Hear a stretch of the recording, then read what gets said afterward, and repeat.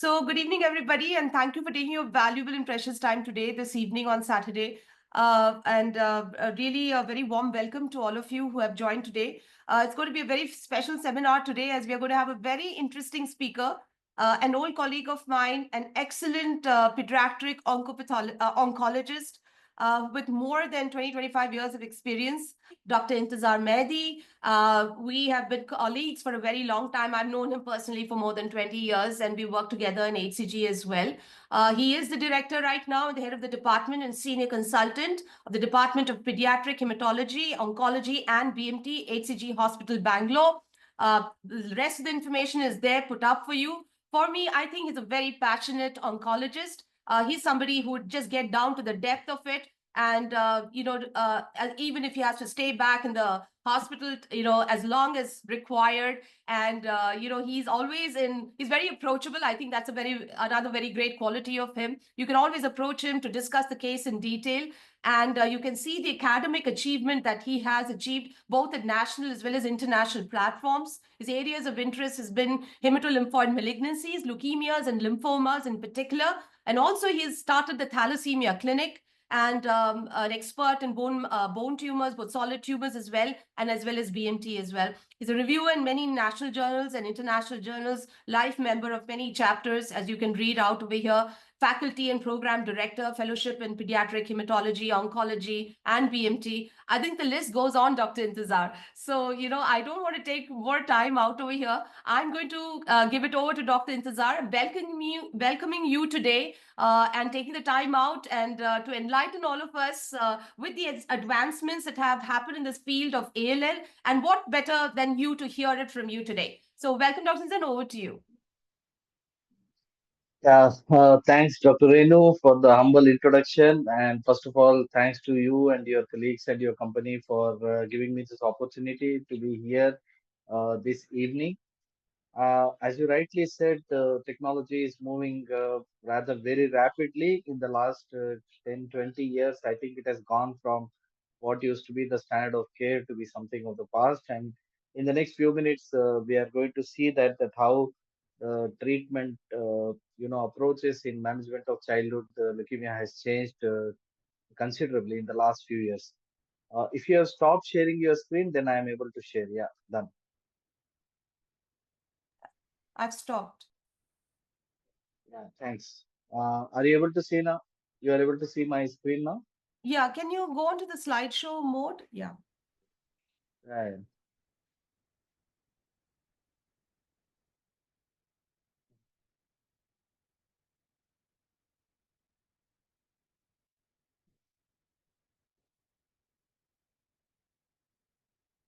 Okay, perfect. We are good to go. Yeah. Yeah, can you hear me and can you see me as well? Yeah, okay, we're done. Uh, so incidentally, February was the World Cancer Day, and the theme for this year, 4th February, was United by Unique. And this actually emphasized the importance of personalized patient-centered care. So very rapidly, we are changing from what used to be evidence-based medicine to personalized treatment, meaning that one size fits all no longer holds good, and every patient or every individual has a specific need. Similarly, on 15th February this year, it was International Childhood Cancer Day, and like every year, this year the theme was promoting awareness, improving access to treatment, advocating for increased research funding. So this is a global collaborative campaign which is trying to say that not only the awareness but also access to treatment, and every child has to get a chance to get cure from the childhood cancer. And we celebrated in our center the International Childhood Cancer Day by having some kind of fun activities, some magic shows, some drawing, coloring, painting for children. Now the first thing which comes into our mind is how common is cancer in children, and fortunately for us it's not that common. It's about 38 to 124 cases per million children in India. Probably are we lesser than the world or US? Probably not, but probably be due to underdiagnosis and underreporting. To make it simpler, the incidence in our country is about 1 in 10,000 children. Fortunately, it's less than 5% of all cancers. But then, as we know, our country has a population of close to 145, 150 crores. 30% of the population in India is below 15 years. So it's about 50 crore children are at risk. So You can imagine how many cases will be diagnosed every year. And if you look at the data about 20 years ago, the published data said that the childhood cancer cure rates was dismal at less than 30% in our country. But fortunately, now it has improved because of better access to care and better understanding of the disease process and more publications coming up. And now in our country also we can aim that 70 to 80% of childhood cancers are getting cured.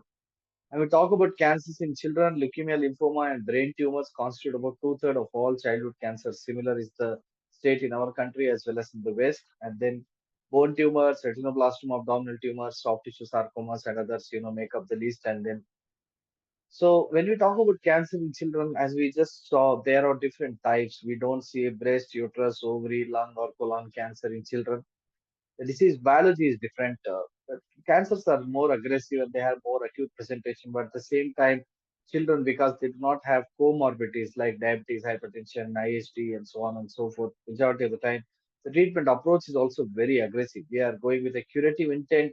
We just don't aim at 5-year disease-free survival. We are just aiming for long-term survival with good quality of life. And obviously, the outcome is excellent if they are managed well. This is one of my favorite slides, which I put it up in across in almost all my presentations. Just goes on to show the success story of pediatric oncology. As you can see in the last 50 years from 1970 to 2020, you can see there has been a tremendous, improvement in the cure rates. And this particular graph showcases the cure rate for childhood ALL, which was dismal at less than 10% about 50 years ago, and now it is close to 90%. And similarly, as you can see, most of the cancers in children, about 85% of them can be cured, and ALL almost tops the list, along with a little bit of Hodgkin's lymphoma and Wilms tumor, which have cure rates of more than 90-95%. In spite of all this, every 4 hours, a child still dies from cancer, unfortunately. And the moment I put up this slide, childhood is a precious time of everyone's life, and we all just go back to our sweet memories. And imagine if child is diagnosed with cancer at this point of time, it's very important for us to make sure that even during the treatment, the child continues to enjoy the childhood because that time is not going to come back. Now, majority of the time, hematological malignancies, especially leukemia and lymphoma, most often they'll be present to the general peds person. And many of the times, the signs and symptoms are subtle, like fever, pallor, pain, lymph nodes, and it's very important to pick them early and prompt referral to the specialist center. High index of suspicion is very important. And we always say in cancer, first time is the best time, meaning that right treatment at the right time at the right place will go a long way in curing. And the impact is much more when we are treating with childhood cancer because it's not only on the impact of the child, the family, siblings, grandparents, relatives, financial implications, social implications, education, because the child is future not only for that family, but also for the society and also for the country at large. So the stakes here are much, much higher. Like Dr. Renu mentioned in our introduction, it's a multidisciplinary team approach majority of the time. And we have to take so many people into account. Child with cancer is right at the center along with the family and school. It's not just the pediatric oncologist who is treating. There are surgeons, radiation oncologists, medical social worker, nursing support staff. Very important, the lab personnel, hematopathologists, blood bank, teacher and art therapists, psychologists, so on and so forth.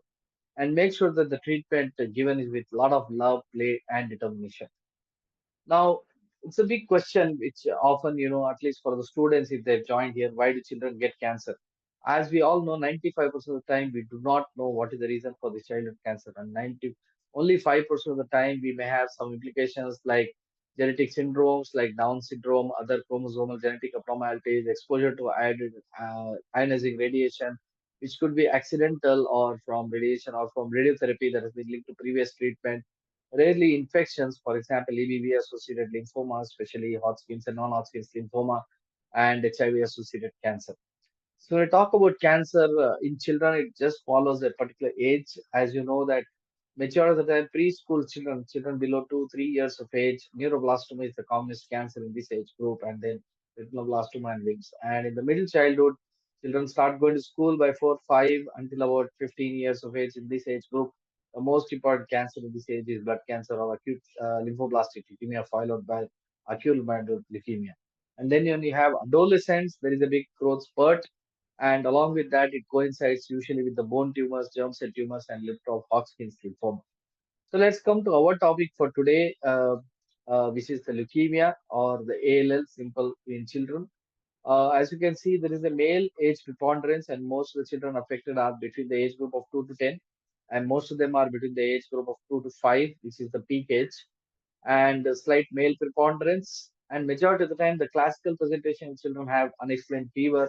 There can be bleeding, bone pains. There can be hepatosplenomegaly, or there can be spleen alone, or lymphadenopathy. Sometimes there may be weight loss or poor appetite. So these are all classical presentations. If you have a child presenting with fever, pancytopenia, organomegaly, lymph nodes, almost always we'll pick it up. As Dr. Renu mentioned in her introduction, CBC is our window, and that's the most important test which is ordered upfront, and it may show various problems like child may have anemia, bicytopenia, or may have pancytopenia. They may have leukocytosis with a lot of blasts in the peripheral blood, or they may have low count, no blast in the peripheral blood, but only cytopenia. And then we do a bone marrow examination for confirmation, which shows the abnormal cells. Let's quickly move on to some interesting cases. This was a 4-year-old girl who presented to us about 5, 6 years ago. Was well till about 2 weeks before, then had some fever with decreased oral intake. She was seen by a pediatrician. Some treatment was given. There was partial improvement. Then the fever reappeared. CBC was done, which shows platelet of 30,000, hemoglobin 8. WBC is 2,567% lymphocytes. It was suspected as dengue, managed with platelets, PRBC, antibiotics, and support. Now, the question here which comes is, would you consider this as dengue? What are the differentials and how would you proceed further? I mean, there's no rocket science here. All of us would agree that since there is such significant anemia along with thrombocytopenia, I think dengue is not in our differential upfront. We all know that platelets can drop with dengue and WBC also can drop, but usually there is a hemoconcentration and hemoglobin is very unlikely to drop. So if we were to be seeing this child, we would not manage as dengue and probably do, think of other causes. So repeat CBC showing pancytopenia, fever has subsided, seen by another pediatrician. That pediatrician referred the patient to me, and this is a stable child with some pallor, no lymph nodes, no organomegaly. We repeated the CBC. As you can see, platelets have improved to 1.2 lakhs. Hemoglobin is 6.9. WBC is normal at 4,000, but there is relative lymphocytosis. PAS is showing some cytopenia, but there are no abnormal cells. What would you do next? Well, we went ahead and did a bone marrow examination with flow cytometry, and not to our surprise, because we always knew that these kind of presentations are there. 60% blast, really color positive ALL. So simple, straightforward diagnosis on the flow cytometry. Further, later we got the karyotypic cytogenetics and molecular reports, which are all normal. Child received chemotherapy as per UKLN 2003 regimen A, did very well. She has finished maintenance chemotherapy and she's off treatment now, back to school and doing well. So the lesson we learned from this presentation is viral infections are definitely a cause of low platelets and sometimes WBC. Dengue is an important differential diagnosis, but low hemoglobin, unless clearly nutritional, it's a red flag. He is by an experienced hematologist, somebody like Dr. Renu. And when in doubt, discuss and probably consider doing a bone marrow exam or refer to a pediatric heme on upfront. So, as we all know, in the past, diagnosis used to be based on morphology, FAB, L1, L2, L3 classification. And nowadays, we all know that it is based on the immunophenotyping or the flow cytometry, 4 color, 8 or 10 color. And we are able to classify which type of leukemia we are seeing. And then there can be immunohistochemistry on bone marrow biopsy, and then we order other tests like karyotyping, molecular tests. And nowadays, NGS has also come up in the big way, which I'm going to speak in the next few minutes. Now, as Dr. Renu was mentioning, it's very important to distinguish the hematogones from blasts, both at the time of presentation or those patients who have had treatment for leukemia, especially after induction or other phases of chemotherapy or post-bone marrow transplant. So, hematogones are usually a normal immature B lymphocyte precursors in the marrow. They are part of the normal development of B cells, which are crucial for immune system. They are distinct lymphoid cells with condensed and homogeneous chromatin and scant cytoplasm, and usually on the immunophenotyping they lack any aberrant expression and they have a characteristic spectrum of antigens. Okay, on the contrary, blasts are usually immature and usually they are cancerous cells, particularly in leukemia. They can resemble hematogones upfront morphological when you look at them, but careful evaluation is very important because they will have an indented nuclei with fine chromatin and variable nucleoli and surrounded by deeply based cytoplasm. And then maturation arrest is there and they exhibit the characteristic aberrant immunophenotypic expression that deviates them from the hematopoiesis. So this is the picture you can see characteristic B cell ALL, where bone marrow is showing several lymphoblasts with a high nuclear cytoplasmic ratio and various variably contains nuclear chromatin. And B cell lymphoblasts on the picture B are showing coarse eosinophilic granules. Similarly, on the T cell, you can see T cell lymphoblastic leukemia. The lymphoblasts are vary in size from large cells to small cells, very high nuclear cytoplasmic ratio. Bone marrow biopsy is also showing increased mitotic activity in the lymphoblasts. So usually flow cytometry will be able to give us a clear-cut answer whether we are doing it with a B cell ALL or a T cell ALL, and sometimes we are doing it with a mixed phenotypic ALL or a biphenotypic ALL, and the characteristic features in the infantile ALL, especially if the children are below 1 year. So we use the various markers, as you all know, the B cell markers. The most important ones are the CD10, 19, 34, 45. And then you have the T cell markers, which is most important ones are the CD3, 2, 5, and 7. As you can see, 6 color tubes or 10 color tubes will be there.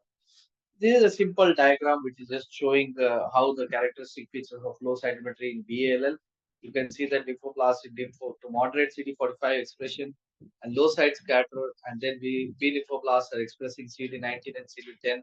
And on the lower left, you can see CD79A and TDT. And on the lower right, you can see that they are expressing partial CD34 expression. So you have a patient with a B cell AL. Then when you do a karyotyping, we are able to see whether we have a normal karyotype or we have hypodiploidy or hyperdiploidy or we have a complex, karyotype. And this has very important prognostic significance. And then sometimes on the karyotyping, you will pick up Philadelphia chromosome like BCR ABL, or you pick up the MLL gene BL, which is now called as KMT2A, 11q23, or the TeleML, which is translocation 411. So the molecular test, in addition to karyotyping, most of the centers will order either a PCR based or fish based leukemia panel. You have leukemia panel or you have the separate ALL panel focused one or the AML panel. And nowadays, a lot of centers have started doing the NGS based evaluation of the molecular tests. Now, move on to another case. This is a 4-year-old boy with fever on investigation at a local hospital found to have bicytopenia. Hemoglobin is 9.2, platelets are 90,000, WBC is 12,000, occasional atypical cells. We went ahead and did a bone marrow, but unfortunately, it was a dry tab. As you can see, we are not able to see anything on this. We went ahead and did flow on the peripheral blood, even though, as you can see, the cell count was very, very less. Dr. Renu, would you mind explaining this flow report so that the audience are able to understand it better if it comes from you directly? Yeah, sure. So I remember this case, Dr. Intezar, and when you had highlighted this case to me when it happened, and most of the times what happens is the challenge that we get is we get a dry tap, and we resort back to the peripheral blood to see if we can do a flow on it to help the clinician, arrive at a certain diagnosis, and that's what happened in this particular case as well. So if you see the blast, actually, generally you know that it's a blast population because, as Dr. Intezar mentioned, also you get a dim CD45 expression and they're low on the side scatter. Now the next thing, I'm already thinking whether it is if it is a pediatric, peripheral blood. I'm thinking could it be an ALL actually already in my mind, and I put on the markers, and so these were the markers that were which were put at that particular point of time, and you can see that there were 19 positive. You're looking at the B cell markers out over here. You have the color positive CD10 as well. And you can see that the myeloid marker was actually negative, which is 117, as well as your 33 and your 13 out over here, and your 14 as well. So already like kind of coming to a conclusion of B cell expression out over here in this particular case. So yes, we did conclude on a color positive BALL. So we're very lucky to get a very easy diagnosis out over here. So over to you for the next, the cytogenetic report. Thanks, Dr. Renu, for a very crisp, explanation of that flow. So we were able to diagnose this child with B-cell lymphoblastic leukemia, and incidentally, the karyotyping revealed that the patient was having hyperdiploidy, which is a good prognostic marker. And 4-year-old and low count hyperdiploidy, B-cell ALL, and negative for BCR, ABL, and AML. So standard risk patient did very well with treatment. Now, what's important is sometimes these leukemias may have an atypical presentation. For example, many children with ITP, immune thrombocytopenia purpura may be mistaken. So if you have any subtle signs of anemia or leukopenia or clinical examination showing any lymph nodes or organomegaly, that's a red flag. And especially if you're planning to start steroids in an ITP patient, consider doing a marrow. Similarly, many times we have seen patients presenting with JIA or JRA, juvenile idiopathic arthritis, where bone pains or joint pains is going on for a very long time. There is some cytopenia, marrow is not that steroids are started, and the diagnosis is missed. Like you can see in this case, this is a very complicated case. 5-year old boy is having high grade fever associated with bone and joint pains for almost 6 weeks. Seen by pediatrician, blood test is done, nothing there. Symptomatic treatment given, child symptoms have not subsided. Child is again shown to the pediatrician, blood tests were repeated. This time certain abnormal cells were seen in the peripheral smear. Then he was referred to the hemato-oncologist. But like it happens so often in our country, unfortunately, the parents took the child for alternative treatment, and few days later symptoms persisted, so child is brought to a pediatric oncologist. Peripheral smear is done elsewhere. It is reported to have some blast with leukopenia. Next day, bone marrow is done. Unfortunately, it's hemodiluted. No opinion possible.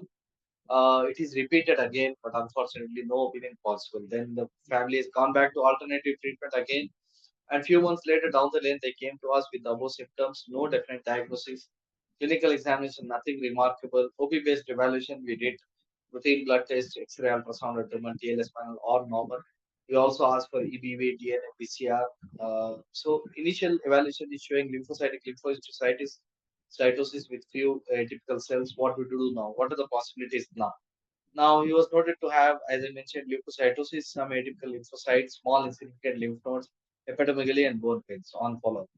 So we decided to do a PET scan before doing a bone marrow because we wanted to see what are the other areas where disease might possibly be there. Whether we are dealing with a lymphoma or a leukemia kind of diagnosis. On PET scan, he had metabolically active lymph nodes, bulky kidneys, hepatomegaly, and diffusely active marrow, suggestive of some kind of lymphoproliferative or bone marrow infiltrative disorder. So we decided that under sedation, we went ahead and did a lymph node biopsy, kidney biopsy, as well as bone marrow biopsy. Because we thought if we just do a bone marrow, we might not get the diagnosis because this patient was something like partially treated or something. And as you can see, PET scan is showing a lot of disease.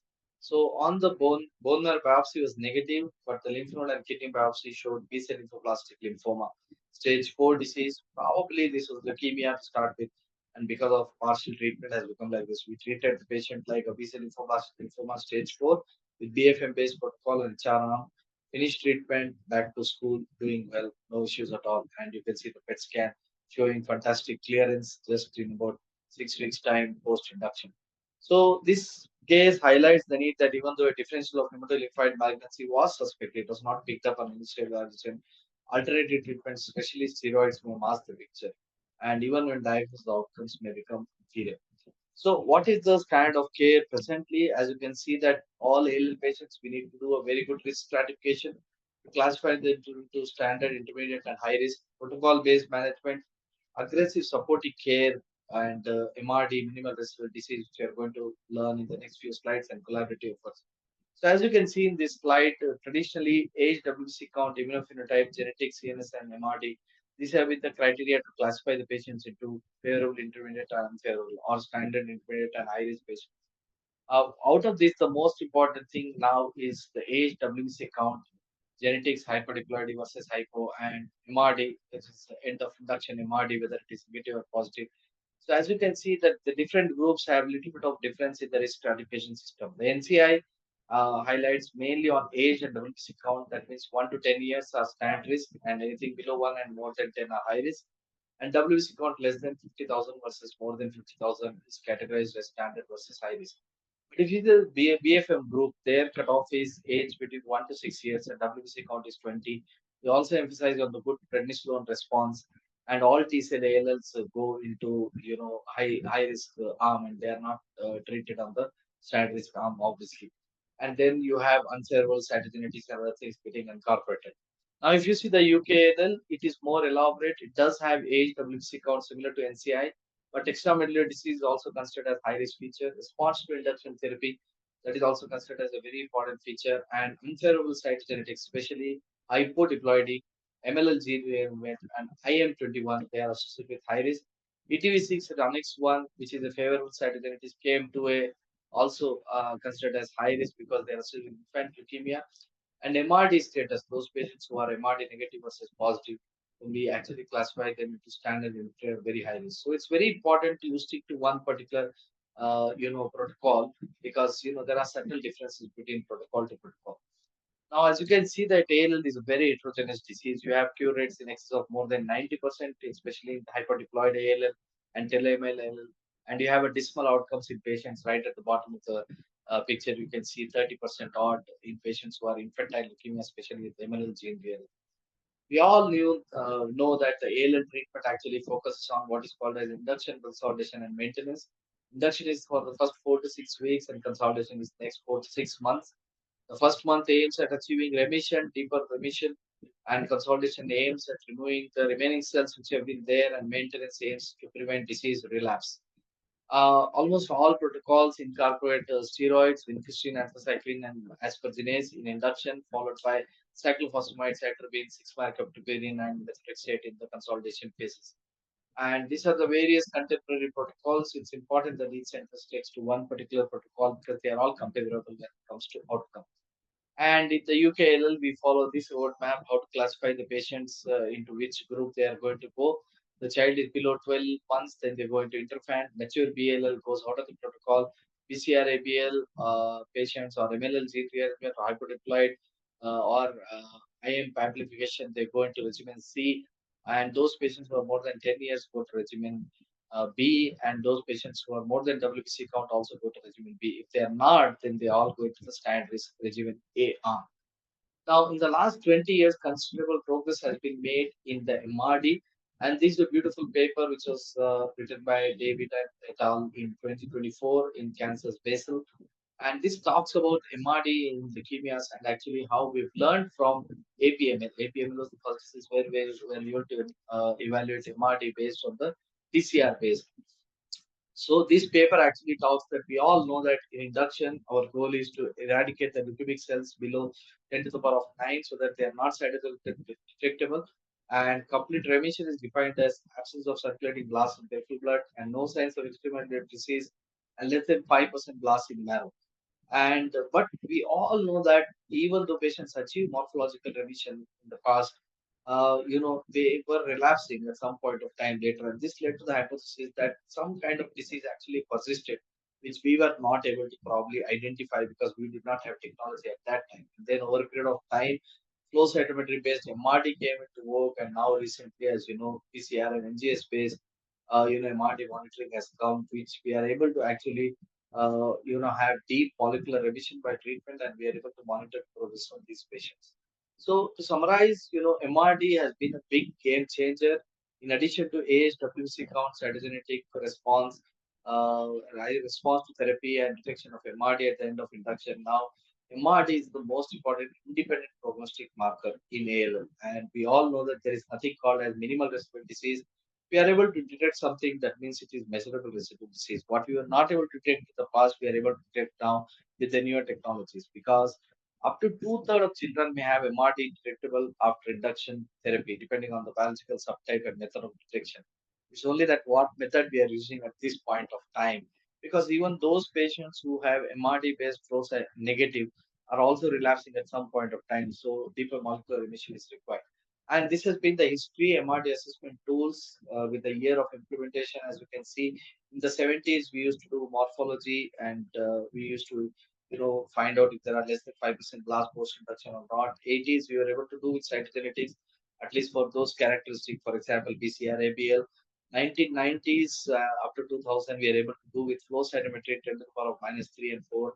And nine, and again in 2000s, PCR based, and in future, I think 2000 onwards, and now the future is going to be with NGS based, where we are going to assess up to the 10 to the power of minus 5 to minus 6, so that we are able to detect, disease when we thought that it is not detectable, but there is a measurable residual disease which is still remaining, which actually the patients relapse later. And in 2022, in Kansas Basin, again, there was a paper from the BFM group where they actually incorporated MRD based risk stratification. And as you can see, in addition to their usual criteria, they also started doing MRD at time point 1, that is post induction, time point 2, post consolidation, and time point 3, that is day 78. So you can see that if those patients who had MRD negative at day 15 and day 33, they obviously did very well. And those patients who had MRD positive at time point 2, they did not do well. And especially if they were MRD positive at time point 3, that is post consolidation, you can see their cure rates were in the range of only 33% versus 90, 80, 90% for those patients who achieved MRD negative. This was a landmark paper by Weinberger about 25 years ago in 1998, which actually first emphasized the importance of MRD. And this showed that patients who had high MRD did not have a prolonged relapse-free survival, as you can see on this graph, which is highlighted in the pink. And those patients who had low or negative MRD continued to do well, and they had a long-term survival. Similarly, now in 2017, there was another paper which actually compared the flow cytometry based MRD with PCR based MRD. And further, in 2013, this UKLL Professor Vaskar Saha, Professor Ajay Vora and group, they actually published their results for UKLL 2003 protocol, where young adults with low risk ALL defined by MRD, and they showed that patients who were MRD negative, there the treatment could be actually less intensified, and the patients who were MRD high risk, the treatment has to be intensified, that means shifting from regimen B to C. And this is a beautiful paper in 2024 in Blood, which is by Mofli et al. And this talks about how I use NGS in MRD to plan approach and prevent relapse after transplant for both children and adults with ALL. And I would recommend people who join this group to please read this paper because it's very interesting. And now US FDA has given marketing, permission for clonoSEQ assay for monitoring. So this graph actually shows that how sensitive the NGS is. It's going to be 10 to the power of -6, and it's going to be very applicable because more than 90% sensitivity. It's very, very sensitive. The only problem is that as of now, it's very expensive and it's going to have a very long turnaround time. So for now, most of us are doing multicolor flow cytometry based this thing. qPCR for fusion has a less applicability, but qPCR for IGTR gene some centers are doing in future. I think. Now, what about the history of treatment? As you can see that ALL, like I showed in the beginning, before about 1970, the cure rates were unfortunately less than 10%. That is the global data, not just in India alone. This MCP 841 protocol was in the 1980s by a group of doctors in Tata and Kidwai, and you can see that they used a simple prednisone, vincristine, L-asparagine, Dono, and intrathecal methotrexate and 6-MP. The doses here were much lesser than what we use now in BFM or the UKLL group. But this protocol actually showed in various studies that they were able to achieve at least about 60% cure rates for children. As you can see, this is one of the papers from Dr. Akhil Kapoor from Department of Oncology, Delhi State Cancer Research Institute, Delhi. And this showed that about 60% of the patients can still be cured with MCP 841 protocol. But then the West is at 90%, we are at 60. So obviously, we have all shifted to using either BFM or UKLL based protocol. And we have been understanding now that earlier CNS was a sanctuary site. Almost all protocols used to incorporate cranial radiotherapy. Now moved away from cranial radiotherapy, and we intensify the treatment by giving either high dose methotrexate, capizi-based methotrexate, intrathecal methotrexate, and most of the patients can get away without radiation to avoid the long-term toxicity. Better risk stratification, better management with the collaborative working groups has been instrumental in changing the cure rates. And now in 2025, we can proudly say that about 95 to 98% of the patients attain remission for ALL, and 85% of the patients aged 1 to 18 years are expected to be completely cured. More than 90% of them are alive at 5 years. In UK, the published data says that more than 90% of children with diagnosed ALL will survive. And in India, fortunately, now we can say proudly that many centers are able to touch the 85-90%. Overall, as a country, we are moving in the right direction, and we have long-term cure rates in the range of about 65 to 70% in some studies showing higher cure rates. And this has been possible because of improved supportive care, more precise risk stratification, personalized chemotherapy, and a bit of target therapy and collaborative efforts. So, in summary, we are able to cure about 80 to 90% children with ALL for treatment and up to 95% in certain subgroups. And Sometimes these children may present with oncological emergencies like febrile neutropenia, severe mediastinal or completion syndrome, bleeding diathesis or tumor lysis syndrome. It's very important that these kids are actually stabilized prior to transfer. Sometimes we have to discuss with the center where we want to transfer, like you are a pediatrician in the periphery, you encounter a child with one of these problems, it's better to stabilize the child, talk to the pediatric oncologist before you transfer. Because sometimes, we may lose out them out in transfer. So that's very important. Why should you spot a child with cancer? Does earlier diagnosis lead to better prognosis? Well, yeah. As you can see, this is one of the children. Dr. Renu was working with us that time. This was a child who presented to our OPD, sick child. You can see 13-year-old with T-cell lymphoblastic leukemia, huge mediastinal mass compressing the airway. Child is quite sick, facial swelling, plethora, sinuses, and immediately the same child, we had a diagnosis and then started the treatment initial first week with BFM based on steroids. Same by 1 week after the initial treatment did very well. He's long-term survivor and he's doing very well. Now, lastly, let's talk about relapsed ALL. As we all know that almost 80 to 85% children with ALL will be cured, but 15 to 20% will relapse. So relapsed ALL is the fourth common childhood malignancy we call them as. And now with the current contemporary protocols, we are able to cure only 50% of them. And this is a beautiful paper by Jasmeet Sidhu and her team. And they are talking about relapsed acute lymphoblastic leukemia in February 2024 paper.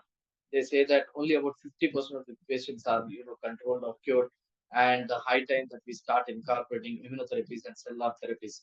This is a little bit older paper, about 15 years ago. You can see the BALL class, only 50% of them are salvageable, TALL only 30%, and infantile only 20%.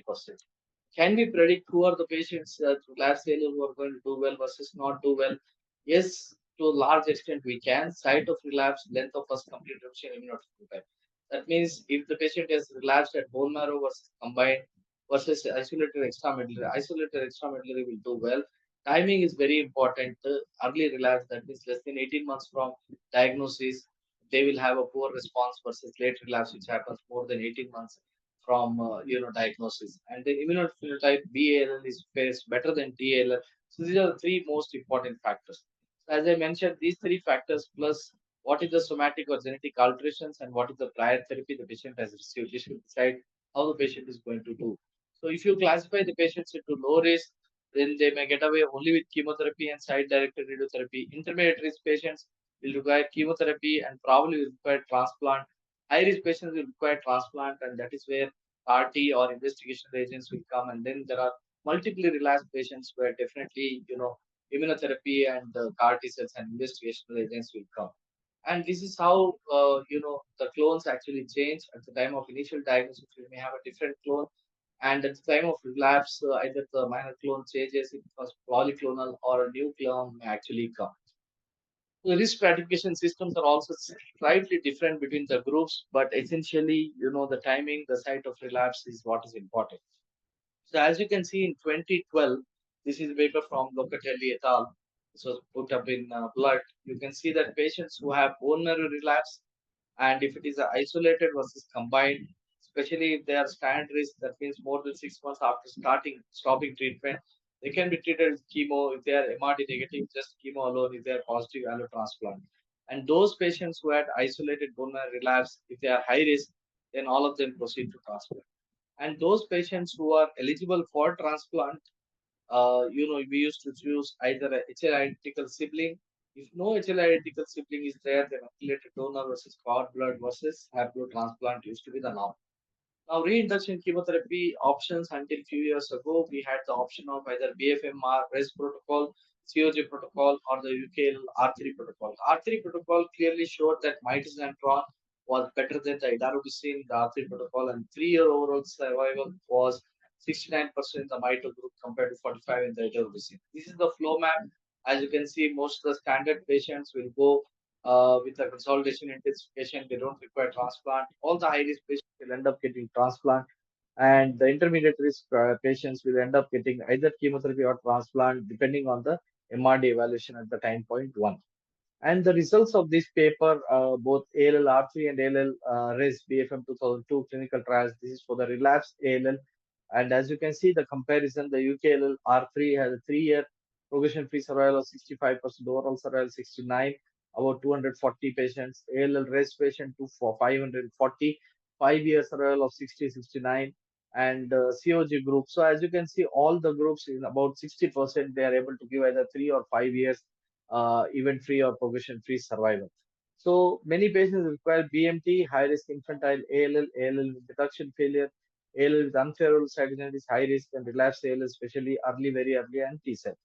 So what are the strategies we are using in BALL?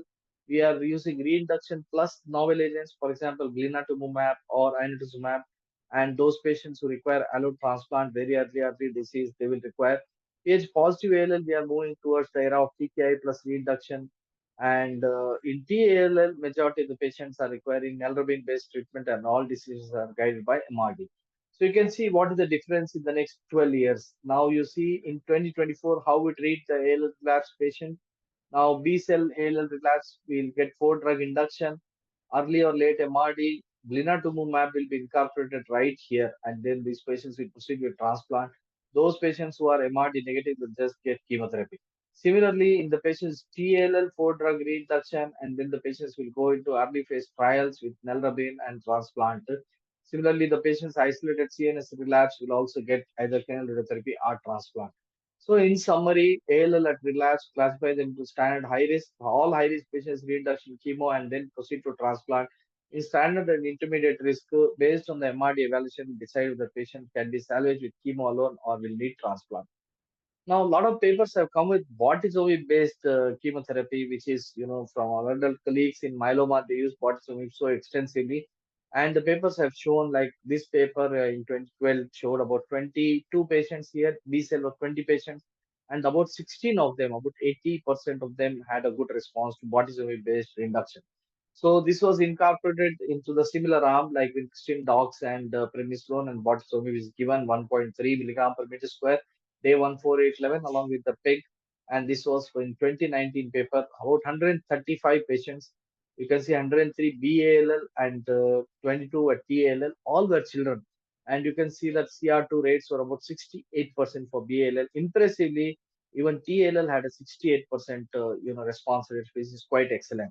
On the next paper is trying to evaluate whether instead of we add mitoxantrone along with the bortezomib and what's going to happen. The results of this will come, but a short 10 patients they have done, which showed 80% response. We are a little bit concerned because it may have more toxicity because you are combining mitoxantrone also with bortezomib. Then next is the T cell ALL. This was the first paper, Nelrabine based paper, 26 patients T cell ALL. This was the adult paper initially, and they showed that Nelrabine given at the dose of day 135, 1.5 grams showed response rates of over 30%. Subsequently, this paper came up where children, Nelrabine etoposide and cyclophosphamide was used either give chemo first followed by Nelrabine or vice versa. And this out of 7 patients, they saw very good response in about 5 patients. Now the era is of immunotherapy and a lot of monoclonal antibodies like naked antibodies like rituximab and conjugated monoclonal antibodies. The most important example, inotuzumab, BITE with that bispecific T cell engager Blina, and then the CAR T cell therapy. And this cartoon very nicely summarizes how this target of immunotherapy are going to act at various levels. And this was a beautiful paper, MRD in immunotherapy, which actually highlighted that how for MRD positive ALL therapies such as Blina and inotuzumab can achieve MRD negativity, and then those patients can actually proceed to transplant, and MRD can be used as a surrogate endpoint.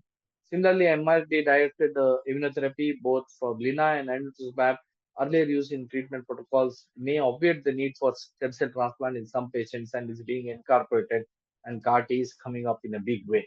Now, Blina has been a big game changer. We all know that this is a bispecific T cell engager antibody. It is an anti-CD19, and this is indicated approval from 2014, about 11 years ago, for both adult and children for non-pH positive B cell ALL. And this is used as a continuous IV infusion for 28 days, and it causes side effects. Most important thing is the CRS and the neurological toxicity. And this was the first paper which actually published phase 3 study, phase 3 tower study, which was actually adult patients with relapsed refractory BALL. And this showed that when compared to standard of care like FLAG-IDA, there was significant improvement in patients who used Blina. Subsequently, the pediatric paper was published in 2020, which was the Rialto trial. And there also they showed that the patients who received Blina-based treatment, they did really well. Further, the Rialto expanded access study, Franco Locatelli and group, and this paper also showed that this was very well tolerated, and about 80% of the patients, 70-80% of the patients had 1 year survival, and most of the patients proceeded with transplant. Subsequently, more and more papers are coming up, as you can see in 2021. Both Bilina and Inotuzumab are being used in relapsed refractory B-cell ALL, and this group had patients from 0 to 25, and most of them were multiply relapsed patients. And they had about 27 patients in this group, and almost half the patients received Bilina, and the other half received Inotuzumab. Relatively well tolerated, and it was used as a bridging therapy, and most of the patients underwent transplant after this. And this was a big paper from Franco Locatelli and group again in 2021. This had about 113 children. It was a retrospective study, and this was used before the approval and compassionate based program expanded access. And they showed that overall about 59% of the MRD positive patients proceeded to transplant. Median disease free survival was about 14 months. Median overall survival was not reached. So significant improvement. Similarly, anatuzumab also there have been various papers. Now, for those patients where there is no access to inotuzumab or brillantumab, we continue to use clofazimine based on this paper, which showed significant improvement, as you can see in 2011 and also now in 2023. This is a meta-analysis of clofazimine in acute lymphoblastic leukemia, even as a monotherapy or as a combined therapy, continues to show some 30 to 40% response. And now venetoclax, we all know venetoclax role in AML, but there is a paper recently, about a couple of years ago, venetoclax and navitoclax with chemotherapy in patients with relapsed refractory ALL, and this is also showing about 60% responses in this heavily pretreated population. And flag-IDA regimen continues to be there, but the salvage rates with this regimen used to be about 30 to 40%, and now with better molecules available, I think that is going to be the future. Lastly, the CAR T cell therapy. As you know, this utilizes modified T cells to eradicate tumor cells. We take the T cells from patients. Cells are genetically engineered to express CD19 targeting CAR, and then patient is given some kind of small malablative conditioning kind of chemotherapy to create the space, and then these CAR T cells are injected back into the patient, infused back. And these were the two cars which were approved at that time, 2021. This is a beautiful paper. Are CAR T cells better than antibody or hematopoietic transplant in BLL? And this was the first study, Ileana study, pediatric patients, where they showed a very good response for patients, about 70%, 80% response rates. And this further Ileana study showed that those patients who are 321 multiply relapsed patients, many of them achieved CR, 12-month survival was about 50% and 76% overall survival.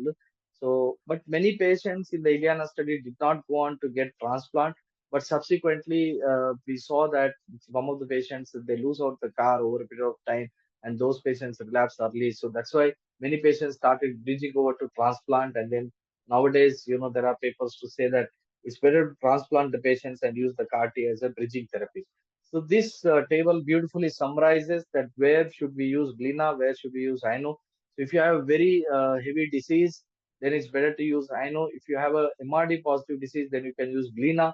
The patient is heavily pretreated and not very fit for heavy chemotherapy, then use CD19 CAR as a bridging therapy. But the time taken to do the CAR is a problem, and this shows there are so many trials which have been done in labs ALL. You can see how many molecules are being tested. I was really surprised when I was doing this presentation. These are the trials in Blina, Inotuzumab, and these are all the trials for CAR T cell therapy which are going on all over the world, and the published results. So, what is the status of CAR T cell therapy in India? Fortunately, we can be proud to say that we have made significant strides in CAR T cell therapy in our country, and we have the first indigenously developed therapy, ImmunoAct, and second one, Immunoil, which is offering good treatment for children here. So right now we are waiting for DCGI approval. It's approved for use in adults, and in children we are waiting for approvals. The paper from the this ImmunoAct was from TMH along with IIT Mumbai, and they showed very good results, about 67%. And similarly, another one, Immunil, this was from the Bangalore-based biotech startup. and they showed very good response rates in adults and children, and pending for approval for children as of now. So as you can see that fitting CAR T cell therapy in current treatment paradigms, everything has a role. Uh, so now the approach is you have to find where you have to fit the blina, where to fit the ANO, where to fit the bone marrow transplant. So multi-research team approach because everything has a role. And I think in future we are going to have MRD directed, personalized treatment.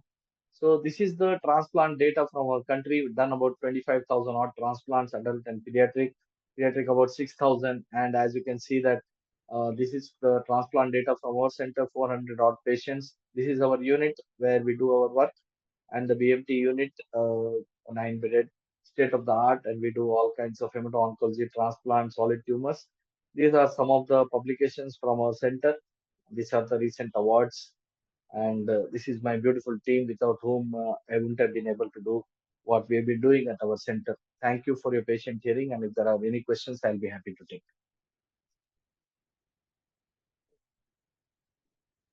Thank you, Dr. Intezar, for the very exhaustive and extensive oration on acute lymphoblastic leukemias, the cutting-edge therapies, personalized treatment. Definitely, it was very, very informative, and I'm sure for everyone out here as well. We would like to take some questions from the audience. If there is anything, please let us know.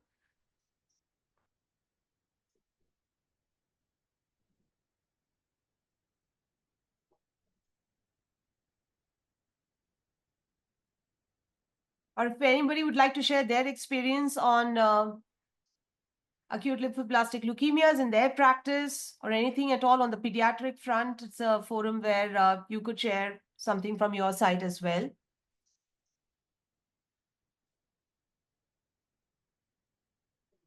We would be sharing the video of today's seminar, and we would be distributing it to all the people who have registered and unfortunately who have not been able to attend the session today, and also to the people who have attended the session today. So in case you want to go through all of this information and get back at a later time and reach out to Dr. Intezar, we would be happy to have you, connected with him as well in future.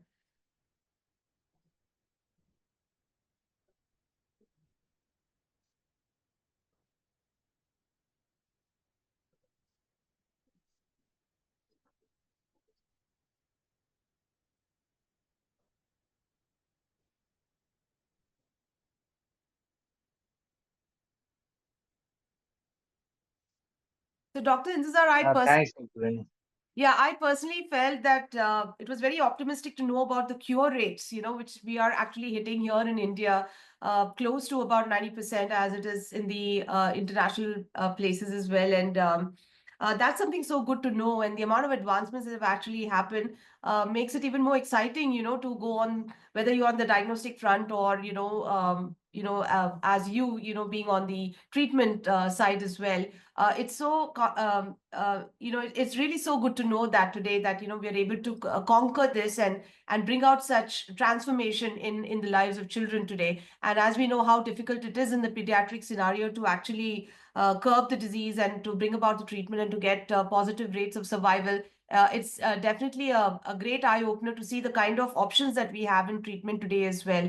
And that's something I think a lot of us as pathologists and clinicians, it's so important to be updated with the recent advances to know as to how to actually manage and have the right approaches when managing cases like this. Thank you so much for your talk today. It has been indeed a treasure trove of information that you have shared with us.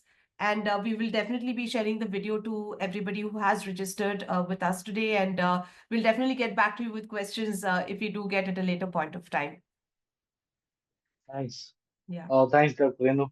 I hope I was able to do justice to the opportunity provided by you, Absolutely. because there is Yeah. so much of ocean of information now in the treatment of ALL. Like, Yes, as you that's right. saw, it has changed from being just with chemotherapy, and that for relapse also we have so many options.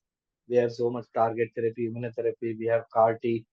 Um, Unfortunately, many of this treatment is very expensive, and many times, funds are the biggest challenge in our country. And I think that's a separate topic, and you Yes. know it very well since you are now kind of AI-based business model as well. So you know how to generate the funds and how to help the patients when they are having financial problems, and you know how to get the molecules on compassionate basis and all that. Those things are also a bigger challenge. But then, yeah, Absolutely. outlook is better now.